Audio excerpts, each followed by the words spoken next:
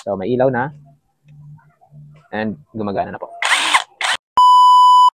So, mayroon tayong tatlong battery nga dito sa impact natin. Problema is isa na lang yung gumagana. Ito na lang yung gumagana. Yung dalawang battery natin is hindi na gumagana. So, baling gagawin natin for today is i-check natin kung ano yung magagawa natin para maayos natin yung dalawang battery. So, ayan, binubuksan na natin yung battery para ma-check natin sa loob kung ano nga ba talaga yung sira or kailangan bang i-dispose na or bumili na tayo ng bago or maayos pa natin. So, ayan, gumamit tayo ng tester. So, tinest natin yung voltage ng bawat battery pack. So, isinet lang natin sa DC para ma-check natin yung voltage niya. So, bali yung battery pack nga pala ito is naka-series. So, kailangan natin i-check yung negative and positive niya kung ilan ba talaga yung voltahe per battery pack. So, ayan, natest natin na yung isang battery pack, yung isang piraso niya is busted na. So, ayan, i-check na din natin yung isang battery kung ano ba yung sira. Kasi kapag okay pa naman yung mga ilang piraso doon sa loob ng battery na to, yung battery pack is kukunin natin at i-transfer natin dito sa isang battery para gumana siya. So, susubukan natin kung kaya natin ayusin to. So, ayan, pinagtiyagaan natin. Gumamit din lang tayo ng maliit na flat screw at ayan, natanggal din naman natin. And syempre, i-test rin natin yung bawat or yung kada piraso ng battery pack niya kung gumagana. So, bali, meron tayo na find out na busted yung isang piraso. So, yung iba is more or less 4 volts pa naman. Yung isa nga talaga is wala na, down na. Yung isa is konti na lang yung volt. So, kukunin natin to at ito-transfer sa isa. And tinatanggal muna natin yung charging. By the way, yung dalawang battery pala is okay pa naman yung charging niya. Ang problema nga lang is hindi na gumagana pag sinalang natin sa impact tools. So, wala nang output.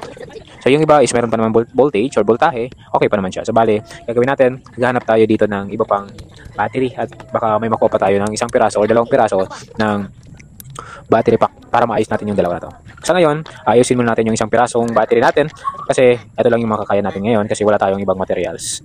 So, ayan, medyo mahirap nga din tanggalin siya kasi pag minali natin baka masira yung iba. Kaya dahan-dahan lang yung pagtanggal natin dyan ng isang piraso ng battery pack. At yun na nga, naikabit na natin yung isang piraso niya. So, ayan, binawasan pala natin yung isang battery natin na sira at transfer natin. At kung mapapansin nyo, yung iba naman yung color, di ba?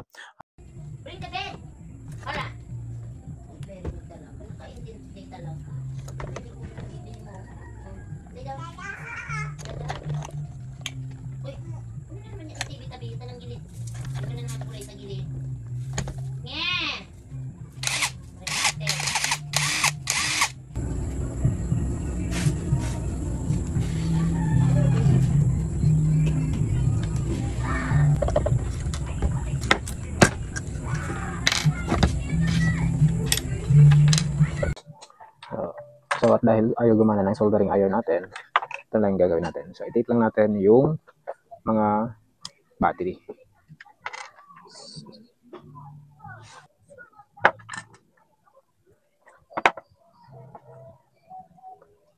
Masira to kasi masira yung isang battery pack. So, inayos natin. So, kumuha tayo ng isang battery pack dito. Isang piraso dito, kinuha natin kasi okay pa. Ito, sira na din. Hindi na din gumagana. So, may sira dito. So, maghanap tayo ng isa pang ganito para maayos to. Kasi maayos pa naman to eh. Okay pa naman siya. Okay pa naman yung charging niya. Kaya, maghanap tayo ng okay pang battery. So, i-test na muna natin kung okay yung pagkakatip natin. So, tester muna natin kung may lalabas ng 24 volts. So, tingnan natin kung 24 volts na siya. So, meron tayo ditong tester. So, naka-DC siya. So, pag mag-tester tayo ng ganito is make sure na naka-DC po para mag-test natin yung tamang voltage. So, ito yung positive, ito naman yung negative. So, test natin kung 24 volts nga. Okay, so meron tayong 24 volts. So, actually, hindi pa siya sakto kasi i-charge pa natin mamaya. Pero, okay na siya. So, compare dito, ito is sira. Test natin kung may voltage. Anyway, meron pa naman to konti. Ngayon nga lang, so meron lang siyang 8 volts. Kasi nga, naka-series. So, may sira dito. Yung isa, ito, busted. So, maghanap tayo dito ng, bali dalawa na yung hanapin nating battery pack. Kasi ito, tapos yung tinanggal natin. So, dalawa, then gagana na to. Yan, test natin gamit yung impact natin. Kasi, pangit na isa lang yung impact sa shop, yung battery. Yan. Yan. So, magana na siya po, no? Yan. So, may ilaw na. And, gumagana na po. Yan. So, ayun lang. Simpleng kalaman. Para hindi masayang yung mga battery pack natin. Ang battery nyo, konting kaalaman lang, no? So may mga battery dyan na sira na, huwag nyo munang itapon. Baka maayos pa natin. May mga rechargeable battery sa mga tools nyo, or kahit anong basta ganito, huwag nyo munang itapon. Baka maayos pa. So, i-double check nyo muna. Kasi sayang naman. Kasi pag bibili kayo nito ng extra battery, siguro mga 300 plus or 500 na. So, sayang naman, di ba?